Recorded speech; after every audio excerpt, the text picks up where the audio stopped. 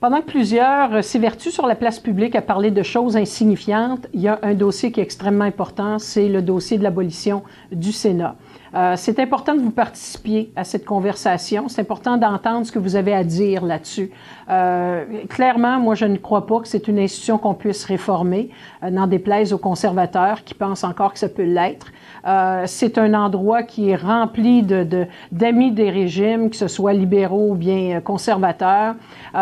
C'est juste une montagne à essayer de réformer cette institution qui ne remplit absolument pas le rôle que certains pensent qu'elle devrait remplir, qui a été créée strictement pour faire le contrepoids à l'institution qui s'appelle la Chambre des communes, où ce sont les élus du peuple qui sont là. Alors d'un côté, on se retrouve avec les élus de vous autres, qui m'écoutez présentement, et de l'autre côté, on a les amis du régime, des gens qui ont perdu des élections, des gens qui ont aidé à ramasser de l'argent pour des partis politiques, enfin bref. Alors, je vous encourage à émettre votre opinion.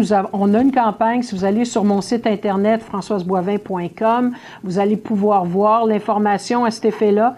C'est une campagne qui s'appelle « Remballons le tapis rouge ». Mon chef Thomas Mulcair va faire le tour du Canada pour expliquer ce que l'on vise à faire avec le dossier du Sénat. De toute façon, dans la foulée du scandale qui se déroule présentement au Sénat au niveau des dépenses de certains sénateurs, je pense pas que ça va faire ben mal à qui que ce soit que d'abolir cette institution qui sert réellement à n'être qu'un faire-valoir au gouvernement en place. Alors, allons avec les élus du peuple, puis ceux-là qui s'en vont là juste pour bénéficier de belles pensions pour la vie durant.